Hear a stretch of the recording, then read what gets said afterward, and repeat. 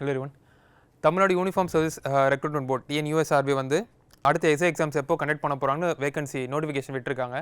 So April மாதம் விட்டுருந்தாங்க notification and December மாதம் ஸ்கெடியூல் பண்ணியிருக்காங்க. டிசம்பர் மாதம் நம்மளுக்கு இருக்கலாம் பெரும்பாலும், ஓகேங்களா. ஸோ அந்த எக்ஸாம் ஒட்டி தான் நம்மளோட செஷன் கொண்டு போயிட்டுருக்கோம். அதில் இந்த செஷன் வந்து உங்களுக்கு வந்து டிஎன்யூஎஸ்ஆர்பியில் வந்து ஜென்ரல் நாலேஜில் என்னென்ன செக்ஷன்ஸ் இருக்குது அப்படின்றத பார்த்துட்டு வரோம். அதில் கரண்ட் அஃபேர்ஸ் ரொம்ப முக்கியமான ஒரு பார்ட் ப்ளே பண்ணுது. அந்த கரண்ட் அஃபேர்ஸ் வந்து நீங்கள் என்னென்ன டாபிக்ஸ் பேஸ் பண்ணி கரண்ட் அஃபேர்ஸ் பார்க்கலாம் அப்படின்னு பார்த்துட்டு வரோம். இது ஒரு கண்டினியூஷன் வீடியோ தான். இதுக்கு முன்னாடி 3 வீடியோஸ் இருக்குது, அதையும் பார்த்துருங்க. அது பார்த்துட்டு இங்கே வாங்க, ஓகேங்களா. ஸோ இந்த பர்டிகுலர் செஷனில் நம்ம வந்து ஸ்போர்ட்ஸில் நம்மளுக்கு என்ன மாதிரி நியூஸ் வந்திருக்கு, இந்த 2025 இயரில் ஸ்போர்ட்ஸ் ரிலேட்டடான இன்ஃபர்மேஷன் என்னெல்லாம் இருக்குது, என்னென்ன டேட்டா இருக்குது அப்படின்றத பார்க்கலாம். அதுக்கப்புறம் நம்ம ஓவரால் ரீக்கேப் பார்த்துக்கலாம். ஸோ அதோட நம்ம வந்து செஷன் முடிச்சுக்கலாம், ஓகேங்களா. ஃபைன். ஸோ அப்போ ஸ்போர்ட்ஸ்னு பார்க்கும்போது நம்ம ஃபஸ்ட்டு அதர் ஸ்போர்ட்ஸ்லாம் பார்க்குறோம். அதர்னு சொல்லும்போது கிரிக்கெட் தனியாக வச்சுட்டு கிரிக்கெட் பேஸ் பண்ணி கிரிக்கெட் இல்லாத ஒரு இருக்கக்கூடிய ஸ்போர்ட்ஸ்லாம் பார்க்குறோம். ஸோ அப்படி பார்க்கும்போது நமக்கு 2025 நடக்கவிருக்க, ஓகேங்களா, நவம்பர் மாதம் ஸ்கெடியூல் பண்ணியிருக்க அந்த ஃபிடே வேர்ல்ட் கப், செஸ்ஸுக்கு உண்டான வேர்ல்ட் கப் எங்கே நடக்குதுன்னு பார்த்தீங்கன்னா உங்களுக்கு வந்து கோவாவில் நடக்குது, ஓகேங்களா. ஃபைன். அதுக்கப்புறம் பார்க்கும்போது உங்களுக்கு Commonwealth games. So Commonwealth games வந்து அடுத்தடுத்து நடக்கக்கூடியது. ஸோ உங்களுக்கு வந்து இந்த வென்யூ லொக்கேஷன் கேட்குறாங்க அப்படின்னா ஒன்று நடந்து முடிஞ்சதை பற்றி கேட்கலாம், அடுத்து நடக்க போகிறத பற்றி கேட்கலாம், ஓகேங்களா. அப்படி கேட்கும்போது உங்களுக்கு வந்து 2 விதமாக இருக்கும். ஒன்று, நீங்கள் என்ன பார்க்கணும்னா இந்தியா ரிலேட்டடான நியூஸ் இருக்கான்னு பாருங்கள், ஓகேங்களா. ஸோ அடுத்து காமன்வெல்த் கேம்ஸ் இந்தியாவில் நடக்குதா, அதுக்கு அடுத்து இருக்க காமன்வெல்த் கேம்ஸ் இந்தியாவில் நடக்குதான்னு பாருங்கள். இல்லை இந்தியா ரிலேட்டடான இருக்கக்கூடிய அந்த இன்ஃபர்மேஷன் நீங்கள் கண்டிப்பாக தெரிஞ்சிருக்கணும், ஓகேங்களா. அது நடந்து முடிஞ்சதாக இருக்கட்டும், இல்லை அடுத்து நடக்கவிருக்கிறதா இருக்கட்டும், எப்போ நடக்குதுன்றது தெரிஞ்சு வச்சுக்கணும். ஸோ அப்படி பார்க்கும்போது நம்மளுக்கு அடுத்த காமன்வெல்த் கேம்ஸ் இந்தியாவில் நடக்குது, அது கிளாஸ்கோ ஸ்காட்லாந்து தான் நடக்குது.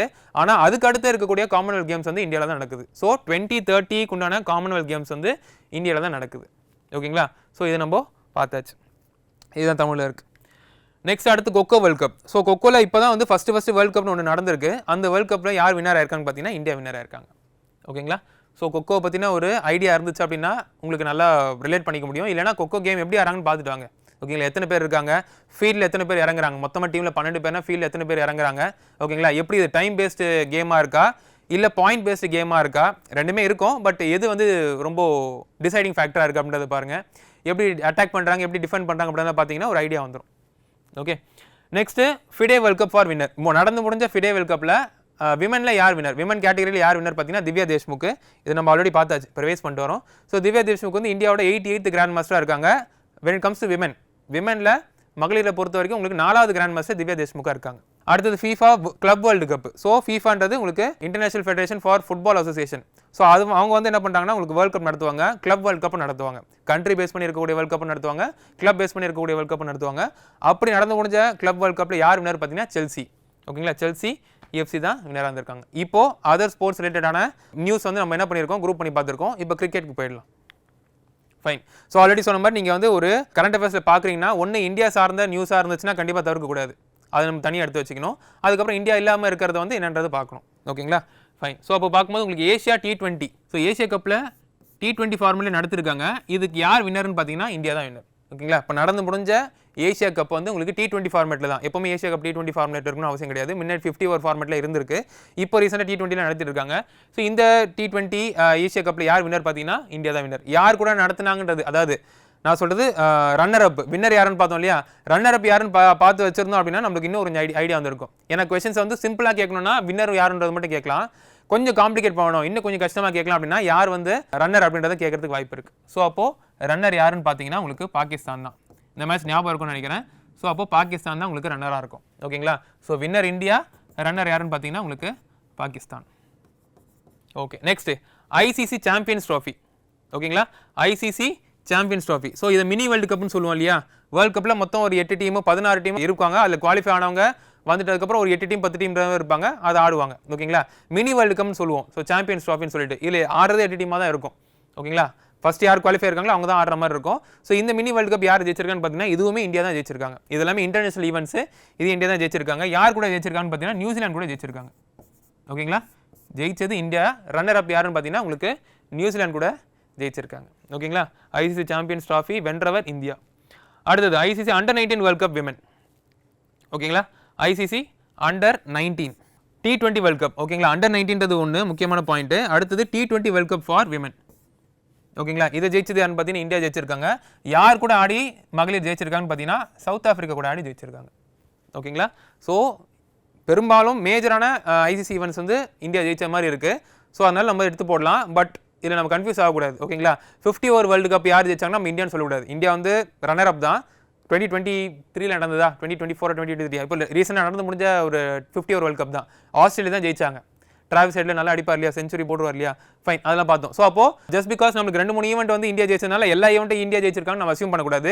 எந்தெந்த ஈவெண்ட்டை இந்தியா ஜெயிச்சிருக்காங்கன்னு நமக்கு கிளியராக இருக்கணும். ஓகேங்களா, விமனில் பார்க்கும்போது இந்தியா ஜெயிச்சிருக்காங்க அண்டர் 19 கேட்டகரியில் T20 வேர்ல்டு கப். மென்ல இந்தியா ஜெயிச்சிருக்காங்க T20 ஏசியா கப்பும் வின் பண்ணியிருக்காங்க, சாம்பியன்ஸ் ட்ரோஃபியும் ஜெயிச்சிருக்காங்க, 50 ஓவர் மினி வேர்ல்டு கப்பும் ஜெயிச்சிருக்காங்க, T20 ஏசியா கப்பு ஜெயிச்சிருக்காங்க. ஓகேங்களா, ஃபைன். அடுத்த ஸ்லைட் போயிடலாமா? Next world cup for legends. ஓகேங்களா, வேர்ல்டு கப் ஃபார் லெஜெண்ட்ஸ் இது வந்து ரீசெண்டாக தான் கொண்டு வந்திருக்காங்க. ஓகேங்களா, லெஜெண்ட்ஸ் அப்படின்னா நம்ம ரிட்டையரான கிரிக்கெட்டர்ஸ்லாம் இருக்காங்களே அவங்களே நம்ம லெஜெண்ட் சொல்லுவோம். ஸோ அவங்களுக்கு ஒரு வேர்ல்டு கப் வச்சிருக்காங்க. அந்த வேர்ல்டு கப்பில் ஜெயிச்சது யாருன்னு பார்த்தீங்கன்னா சவுத் ஆஃப்ரிக்கா. ஓகேங்களா, இது யார் கூட ஆடி ஜெயிச்சிருக்காங்கன்னு பார்த்தீங்கன்னா பாகிஸ்தான் கூட ஆடி ஜெயிச்சிருக்காங்க. பாகிஸ்தான் லெஜெண்ட்ஸ் கூட ஆடி சவுத் ஆஃப்ரிக்கா லெஜெண்ட்ஸ் வந்து ஜெயிச்சிருக்காங்க. So for legends world cup நடத்திட்டு வராங்க. அதில் இப்போது நடந்து முடிஞ்ச அந்த வேர்ல்டு கப்பில் ஜெயிச்சது யாருன்னு பார்த்தீங்கன்னா சவுத் ஆஃப்ரிக்கா. ஓகேங்களா, இதுக்கப்புறம் தான் தெரியும் ஐபிஎல் வந்து ரீசெண்டாக நடந்து முடிஞ்ச ஐபிஎல் ஜெயிச்சது யாருன்னு பார்த்தீங்கன்னா when comes to men மென்ல யாரும் ஜெயிச்சாங்கன்னு பார்த்தீங்கன்னா ஆர்சிபி தான். ஓகேங்களா, ஆர்சிபி ஜெயிச்சாங்க. யார் கூட ஆடி ஜெயிச்சாங்க? பஞ்சாபா, பிபிகேஎஸ்ஆ, பஞ்சாப் கூட ஆடி ஜெயிச்சாங்க. ஓகேங்களா, பஞ்சாபோட கேப்டன் கூட கேட்கலாம், ஸ்ரேயஸ் ஐயர். ஓகே, அதே மாதிரி விமென்ஸ் வேர்ல்டு கப். ஓகேங்களா, இந்தியன் பிரீமியர் லீக் வந்து மென்னுக்கு கண்டக்ட் பண்ணுறது. விமென்ஸ் கண்டக்ட் பண்ணுற பிரீமியர் லீக் WPL சொல்லுவோம். விமென்ஸ் பிரீமியர் லீக் வந்து ஜெயிச்சதுன்னு பார்த்தீங்கன்னா மும்பை இந்தியன்ஸ். யார் கூட ஆடி ஜெயிச்சாங்க? டெல்லி கூட ஆடி ஜெயிச்சாங்க. ஓகேங்களா, டெல்லி டீமோட ஆடி ஜெயிச்சாங்க.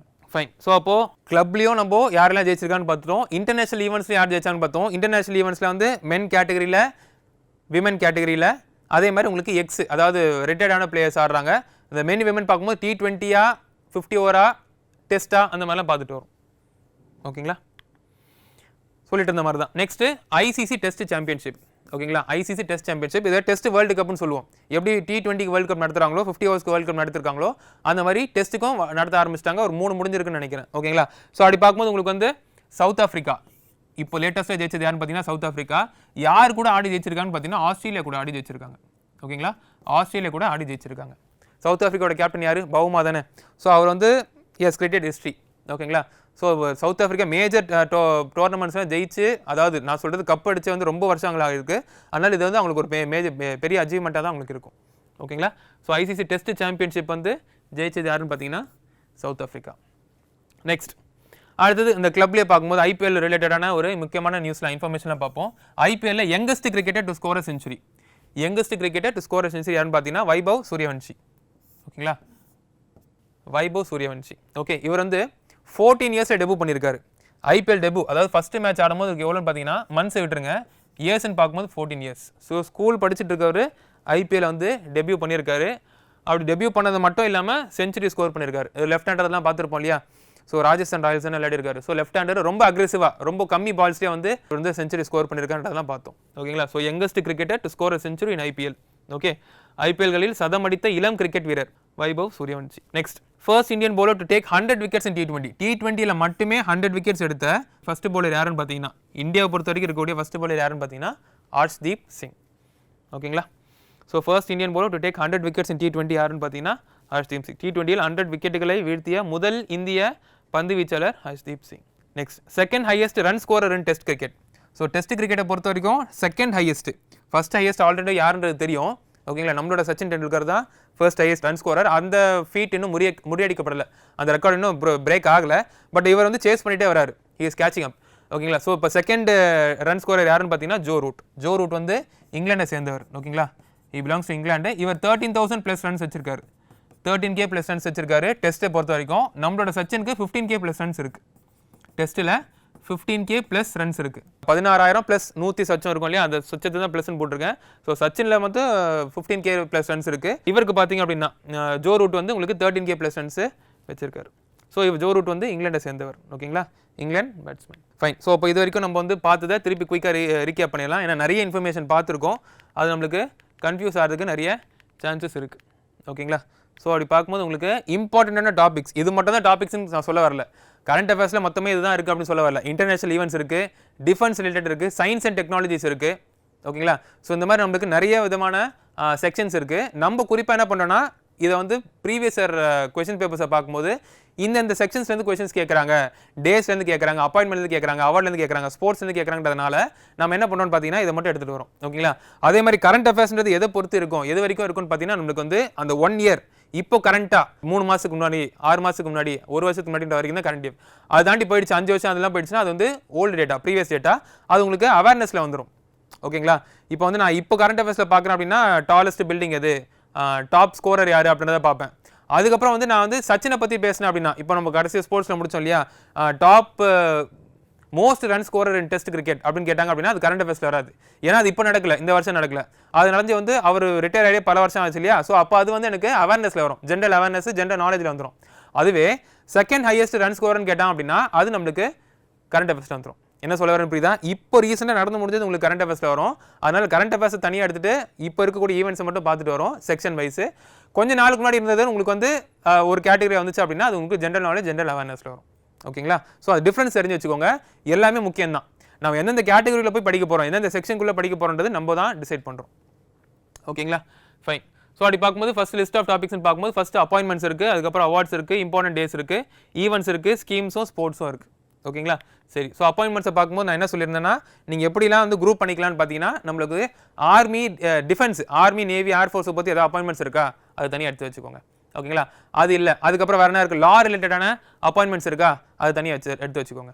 அது இல்லாமல் அதுக்கப்புறம் வேறு என்ன இருக்குது, ஜென்ரலாக வேறு டிபார்ட்மெண்ட், எலெக்ஷன் கமிஷன், யூபிஎஸ்சி அந்த மாதிரி அப்பாயின்மெண்ட்ஸ் இருக்கா அது தனியாக எடுத்து வச்சுக்கோங்க. அது இல்லாமல் ஸ்போர்ட்ஸ் ரிலேட்டடான அப்பாயின்மெண்ட்ஸ் இருக்கா அது தனியாக எடுத்து வச்சுக்கோங்க. ஸோ இந்த மாதிரி எடுத்து தனித்தனியாக எடுத்து படிச்சிங்க அப்படின்னா நேம்ஸ் கன்ஃபியூஸ் ஆகாது, டிபார்ட்மெண்ட்ஸும் கன்ஃபியூஸ் ஆகாது, நேம்ஸும் கன்ஃபியூஸ் ஆகாது. ஓகேங்களா? ஸோ அப்படி பார்க்கும்போது உங்களுக்கு பிசிசியோட பிரசிடென்ட் யாருன்னு பார்த்தீங்கன்னா மிதுன் மன்ஹாஸ். அதுக்கப்புறம் ஆர்மி சீஃப் யாருன்னு பார்த்தீங்கன்னா உங்களுக்கு வந்து ஜென்ரல் உபேந்தர் திவேடி. ஓகேங்களா? ஸோ குரூப்பாக பார்க்க போகிறோன்னா ஆர்மி ஃபஸ்ட்டு பார்த்துடலாம். ஆர்மி வந்து உங்களுக்கு உபேந்தர் திவேடி. அதேமாதிரி வைஸ் சீஃப். ஓகேங்களா? வைஸ் சீஃப் யாருன்னு பார்த்தீங்கன்னா புஷ்பேந்திர பால் சிங்.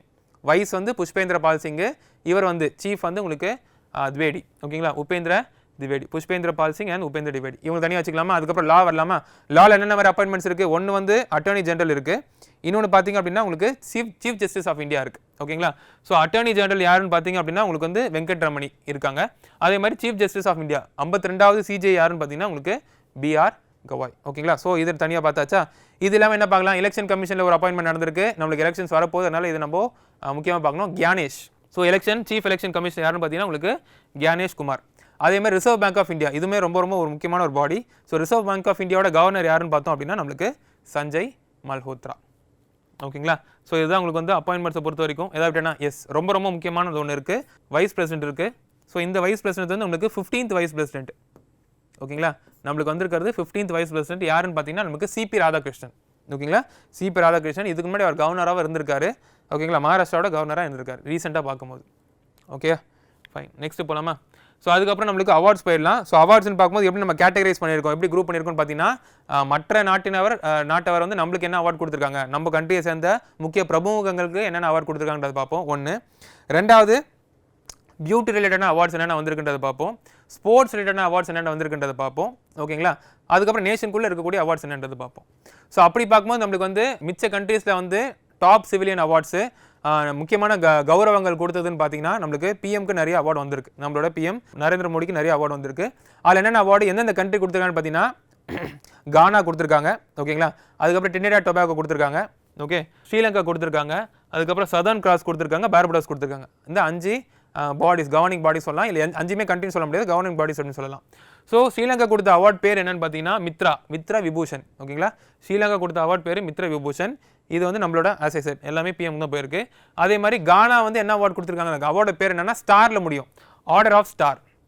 ஓகேங்களா? Office of order of star அப்படின்றத போகும். ஸோ கானா கொடுத்துருக்க அவார்டு. அதுக்கப்புறம் உங்களுக்கு பார்படாஸா, ஸோ பார்படாஸ் கொடுத்தது ஃப்ரீடம்.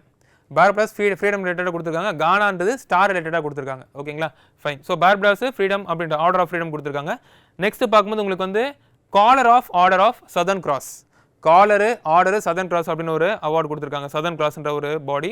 அதுக்கப்புறம் டிரினிடாட் டொபாகோ வந்து உங்களுக்கு ரிப்பப்ளிக் அப்படின்ற பேரில் அவார்டு கொடுத்துருக்காங்க. இது எல்லாமே நம்மளோட பிஎம் தான் போயிருக்கு.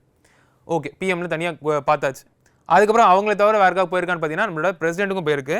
ஸோ பிரசிடென்ட் திரௌபதி முர்முக்கு என்ன அவார்டு போயிருக்குன்னு பார்த்தீங்கன்னா லிஸ்பனோட கீ ஆஃப் ஆனர் அவார்டு போயிருக்கு. இது இல்லாமல் போஸ்ட்மஸாக ஒருத்தவங்க இறந்ததுக்கு அப்புறம் கொடுக்குற அவார்டு, அவங்களுக்கு கொடுக்குற அவார்டை போஸ்ட்மஸ்லின்னு சொல்லுவாங்க. அந்த மாதிரி அவார்டு வந்து யாருக்கு போயிருக்குன்னு பார்த்தீங்கன்னா நம்மளோட ஃபார்மர் பிரைம் மினிஸ்டர் மன்மோகன் சிங், டாக்டர் மன்மோகன் சிங் போயிருக்கு. என்ன அவார்டு அப்படின்னு பார்த்தீங்க அப்படின்னா பிவி நரசிம்மராவ் அவார்டு. ஓகேங்களா, பிவி நரசிம்மராவ் அவார்டு. ஸோ அடுத்து பார்க்கும்போது உங்களுக்கு வந்து நொபேல் ப்ரைஸ். ஸோ நொபேல் ப்ரைஸ்ன்றது international awards. So international awards வந்து உங்களுக்கு நொபேல் அப்படின்றது உங்களுக்கு வந்து ஒரு ஃபீல்ட்லையும் ஃபிசிக்ஸு, கெமிஸ்ட்ரி, ஃபிசியாலஜி, மெடிசனு, அதுக்கப்புறம் வந்து பீஸு, லிட்ரேச்சர் அந்த மாதிரி இருக்கும், எக்கனாமிக்ஸ்க்குமே இருக்கும். ஓகேங்களா, ஸோ அப்படி பார்க்கும்போது உங்களுக்கு என்னென்ன அவார்ட்ஸ் அப்படின்னு பார்த்தீங்கன்னா ஃபிசிக்ஸை பொறுத்த வரைக்கும் Clarke, John Clarke, Michael Devoret and John Martinis அப்படின்றவங்களுக்கு போயிருக்கு. அதே மாதிரி எக்கனாமிக்ஸை பார்க்கும்போது உங்களுக்கு மொக்கையர், ஃபிலிப்பே அண்ட் பீட்டர் ஹோவைட்டுக்கு போயிருக்கு. பீஸ் ப்ரைஸ் இது ரொம்ப முக்கியம். எப்போவுமே பீஸும் லிட்ரேச்சர் ரொம்ப முக்கியம். ஏன்னா எப்போவுமே உங்களுக்கு வந்து அன்அவாய்டபிள் அப்படின்னு பார்க்கும்போது இதுதான் இருக்கும். ஓகேங்களா, எப்போவுமே ஏதாவது ஒரு கண்ட்ரி வந்து ஏதாவது வாரு இல்லை ஏதோ வந்து உங்களுக்கு வந்து அட்டாக்கிங், ஏதாவது அட்டாக் பண்ணுறது, பார்டர் போய் அட்டாக் பண்ணுறது, அந்த மாதிரி ஏதோ பிரச்சனை பண்ணிகிட்டே இருக்கும் இல்லையா. ஸோ அந்த கட்டத்தில் வந்து கேஷுவாலிட்டிஸ், சில பேர் வந்து இழந்த சிட்டிசன்ஸ்லாம் உயிரிழப்பாங்க இல்லையா. ஸோ அந்த பர்டிகுலர் டைமில் வந்து உங்களுக்கு பீஸ்ன்றது ரொம்ப ரொம்ப முக்கியமான ஒரு டாபிக், இம்பார்ட்டன்ட் டாப்பிக்காக இருக்கும், பேர்னிங் டாப்பிக்காக இருக்கும். ஸோ அப்போ அந்த டைமில் யார் வந்து ரொம்ப தீவிரமாக செயல்படுறாங்க அவங்களுக்கு வந்து பீஸ் அவார்டு கொடுப்பாங்க. ஓகேங்களா, நம்மளுக்கு இந்த மலாலா யூசப்ஸாய் அவங்களுக்குலாம் பார்த்துருப்போம் இல்லையா, அந்த மாதிரி அவார்ட்லாம் கொடுத்துருப்பாங்க இல்லையா. ஸோ அந்த மாதிரி பார்க்கும்போது நம்மளுக்கு வந்து இப்போ பீஸ் ப்ரைஸ் யார் கொடுத்துருக்காங்கன்னு பார்த்தீங்கன்னா Maria Corina Machado, she belongs to Venezuela. ஓகேங்களா, Maria Corina Machado, MCM.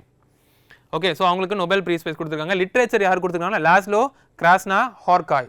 Laszlo Krasznahorkai, he belongs to Hungary. அவர் கொடுத்துருக்காங்க. ஓகேங்களா, அவர் என்ன புக் எழுதியிருக்கான்றது தான் பாருங்கள், அதோட தீம் சினாப்சிஸ் பாருங்கள், அப்போ உங்களுக்கு நல்லா கனெக்ட் ஆச்சு அப்படின்னா அப்போ மறக்காது பேர்.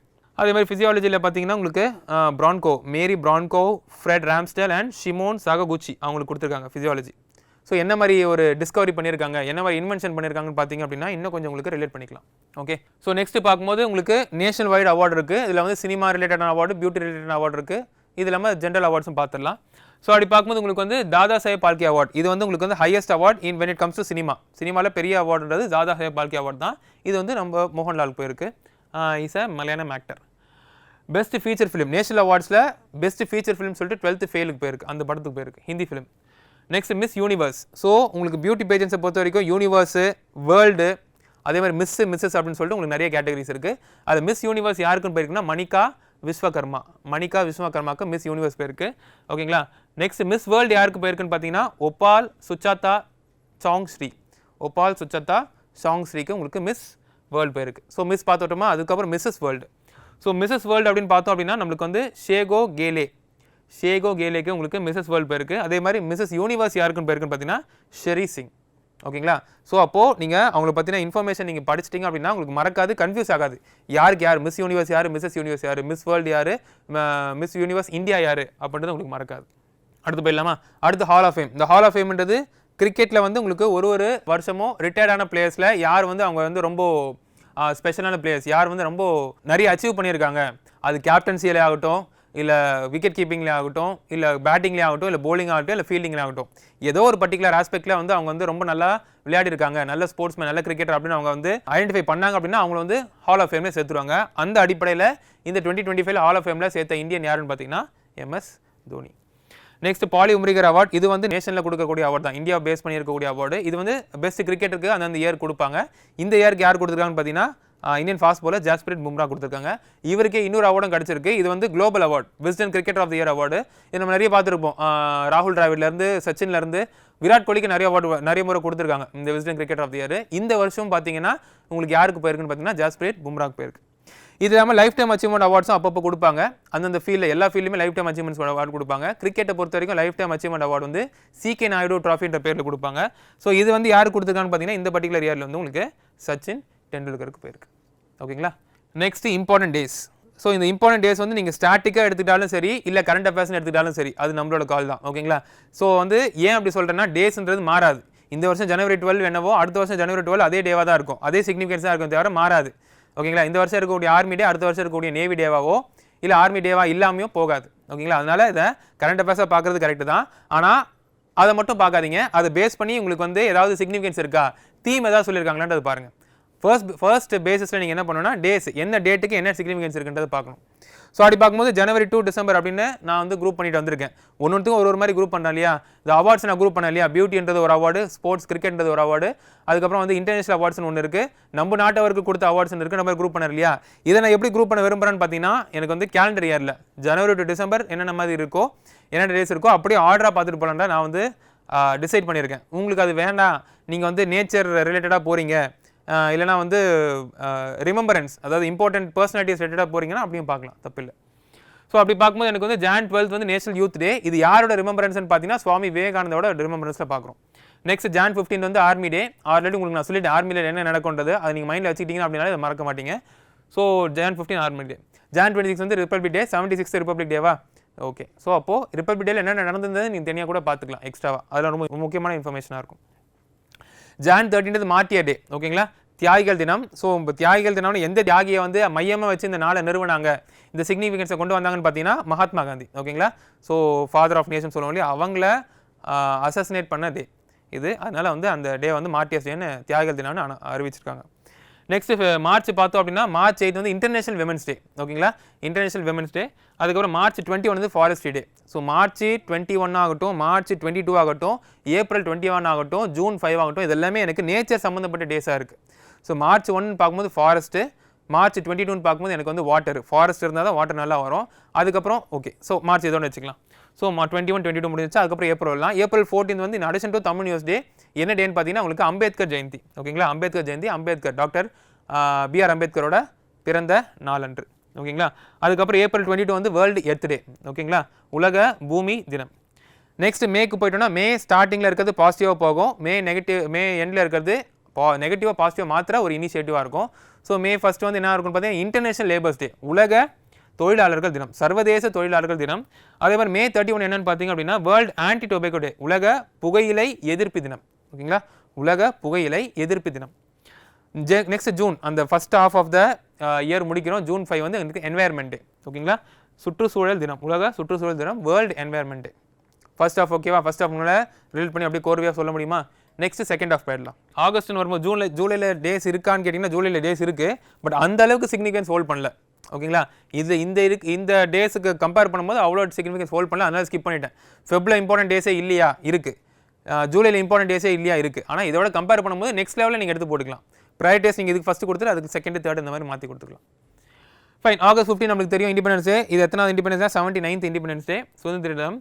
August 29 வந்து ஹாக்கி பிளேயர், ஹாக்கி பிளேயரான மேஜர் தியான் சந்த். ஓகேங்களா, அவரோட பர்த்டேவை ரிமெம்பரன்ஸாக வச்சு நம்ம நேஷனல் ஸ்போர்ட்ஸ் டே கொண்டாடுறோம்.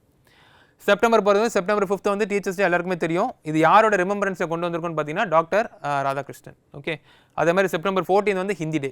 ஓகே, September 14 வந்து நம்மளுக்கு ஹிந்தி டே.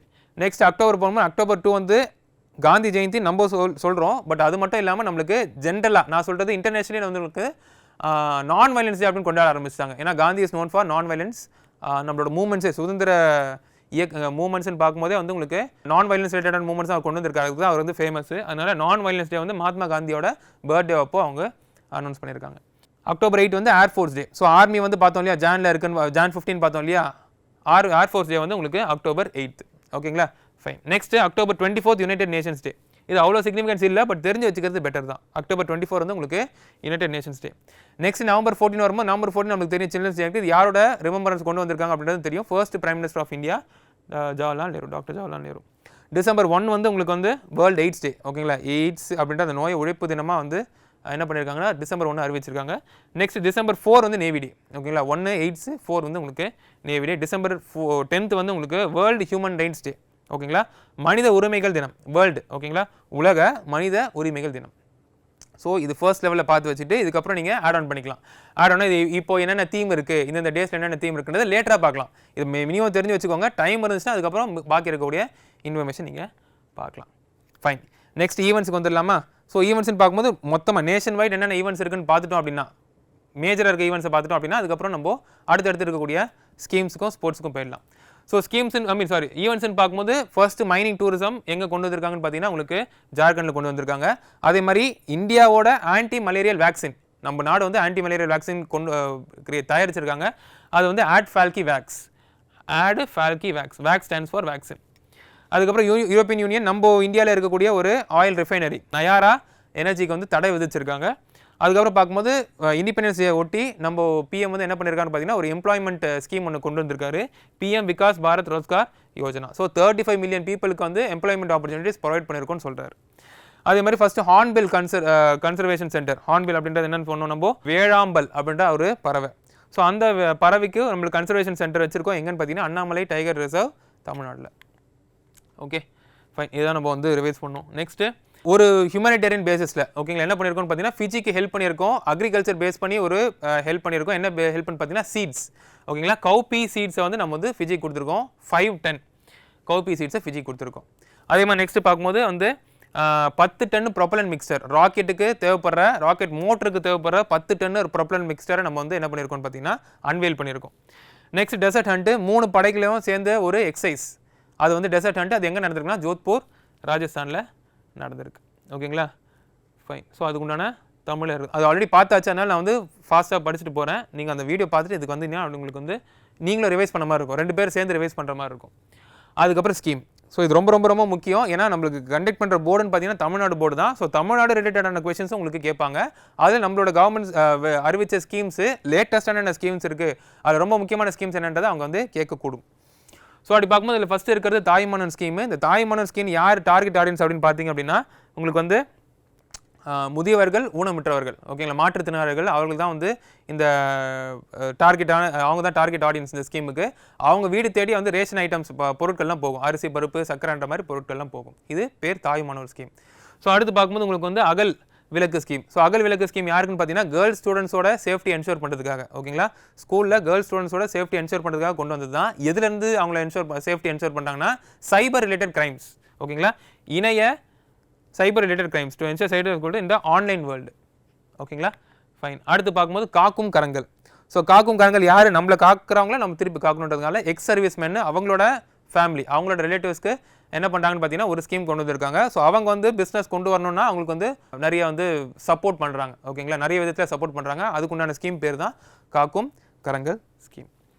அதுக்கப்புறம் உங்களுடன் ஸ்டாலின்ற ஸ்கீம் இருக்குது. ஸோ டோர் ஸ்டெப் ஓகேங்களா, இன்னும் கொஞ்சம் டோர் ஸ்டெப் போயிட்டு அந்தந்த ஏரியாவில் இருக்கக்கூடிய இடங்களில் முகாம்கள் அமைச்சு ஸோ என்னென்ன மாதிரி நலத்திட்டங்கள் இருக்குது, அது உங்களுக்கு சென்று அடைஞ்சிச்சா இல்லையா, அதில் என்னென்ன சிக்கல்கள் இருக்குது, அதை நாங்கள் சரி பண்ணி விடுறோன்ற மாதிரி ஒரு ஸ்கீம் தான் இது வந்து உங்களுடன் ஸ்டாலின் ஸ்கீம். பொதுவாக இது பர்டிகுலர் செக்ஷன் கிடையாது, பர்டிகுலர் டிபார்ட்மெண்ட் எல்லாமே கவர் ஆகும், இன்க்ளூடிங் மெடிக்கல் ஃபெசிலிட்டிஸ். அதுவுமே நீங்கள் பிளட் டெஸ்ட்டு ஏதாவது டெஸ்ட்னா அதுவுமே அங்கேயுமே போய் நீங்கள் எடுத்துக்கலாம் அந்த முகாம்களில் ஓகேங்களா.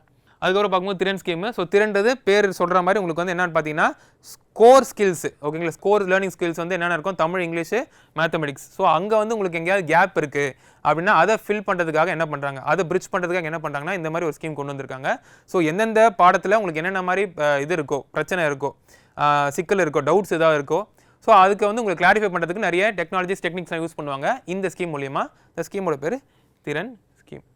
கிளாஸ் 6 to 9 தான் உங்களுக்கு ஃபோக்கஸு ஓகேங்களா ஃபைன். நெக்ஸ்ட் பார்க்கும்போது TN SPARK. SPARK stands for Tamil Nadu schools program for artificial intelligence robotics knowledge. So அப்போ ஸ்கூல் ஸ்டூடெண்ட்ஸுக்கு, கவர்மெண்ட் ஸ்கூல் ஸ்டூடெண்ட்ஸ்க்கு ரொபாட்டிக்ஸ்லையும் ஆர்டிஃபிஷியல் இன்டெலிஜென்ஸ்லையும் உங்களுக்கு வந்து நாலேஜ் கொடுக்கறதுக்காக கொண்டு வந்த ஸ்கீம் தான் இந்த ஸ்பார்க் அப்படின்ற ஸ்கீம் ஓகேங்களா. ஸோ நெக்ஸ்ட் பார்க்கும்போது உங்களுக்கு வெற்றி நிச்சயம்ன்ற ஸ்கீமு. இதுவும் வந்து உங்களுக்கு என்னென்னு பார்த்தீங்கன்னா வெற்றின்றது எதை வெற்றின்னு சொல்கிறான்னு பார்த்தீங்கன்னா ஸ்கூல் காலேஜ்லேருந்து வேலைக்கு போவாங்க இல்லையா, அவங்களுக்கு எம்ப்ளாய்மெண்ட் ரிலேட்டடான ஒரு ட்ரைனிங் கொடுக்கறதுக்கான ஸ்கீம் தான் இது இந்த வெற்றி நிச்சயம் அப்படின்ற ஸ்கீம் ஓகேங்களா. அதுக்கப்புறம் கலைஞர் கிராஃப்ட்னா ஆர்டிசன்ஸ்க்கு இருக்கக்கூடிய ஸ்கீம்ஸ் அது ஓகே. ஸோ பிங்க் கார்டுன்றது விமனுக்காக கொண்டு வந்தது, விமன் பெனிஃபிஷரியாக இருப்பாங்க, அவங்க கஸ்டமராகவும் இருக்கலாம், விமன் தான் டிரைவர்ஸாகவும் இருப்பாங்க, அவங்களுக்காக கொண்டு வந்த ஸ்கீம் தான் அது. ஸோ ஸ்போர்ட்ஸ் தான் இப்போ ஸ்டார்டிங்கில் பார்த்தோம் இந்த செஷனோட ஸ்டார்டிங்கில். ஸோ வின்னர் வந்து பார்க்கும்போது உங்களுக்கு கொக்கோலையும் சரி, இந்தியாவில் மேஜராக கிரிக்கெட்டில் பார்க்கும்போது ஏஷியா T20 வேர்ல்ட் கப்பாக இருக்கட்டும், இல்லை ஐசிசி சாம்பியன்ஸ் ட்ரோஃபியாக இருக்கட்டும், இல்லை T20 under world cup women's world கப்பாக இருக்கட்டும், எல்லாமே ஜெயிச்சது வந்து இந்தியாவில் ஜெயிச்சிருக்கு. லெஜண்ட்ஸ் மட்டும் ஜெயிச்சது வந்து சவுத் ஆஃப்ரிக்கா. அதுக்கப்புறம் கிளப்லாம் பார்த்தோம், இந்தியன் பிரீமியர் லீக்ல மென்னில் ஜெயிச்சது ஆர்சிபி, அதே மாதிரி விமனில் ஜெயிச்சது வந்து உங்களுக்கு Mumbai Indians. So test championship ஜெயிச்சது சவுத் ஆஃப்ரிக்கா ஓகேங்களா. அதுக்கப்புறம் இண்டிவிஜுவல்ஸ்லாம் பார்த்துட்டு வந்தோம். ஸோ ஃபாஸ்டஸ்ட் ஸ்கோர் பண்ணது வந்து வைபவ் சூரியவன்ஷி, 100 விக்கெட் T20 எடுத்தது ஹர்ஷீப். அதே மாதிரி செகண்ட் ஹையஸ்ட் ரன் ஸ்கோரர் வந்து உங்களுக்கு வந்து ஜோ ரூட், இங்கிலாண்டை சேர்ந்த ஜோ ரூட். ஸோ மேஜரான ஈவெண்ட்ஸ்லாம் கவர் பண்ணிட்டோம், முக்கியமான செக்ஷன்ஸ்லாம் கவர் பண்ணிட்டோம். இது நிறைய பாருங்கள், இதை பேஸ் பண்ணி ஓகேங்களா. இது உங்களுக்கு கண்டிப்பாக யூஸ்ஃபுல்லாக இருக்கும். இதை தாண்டி நிறைய பார்த்தீங்க அப்படின்னா கண்டிப்பாக உங்களுக்கு வந்து அது பெரிய ஹெல்ப்ஃபுல்லாக இருக்கும் உங்களுக்கு ஓகேங்களா.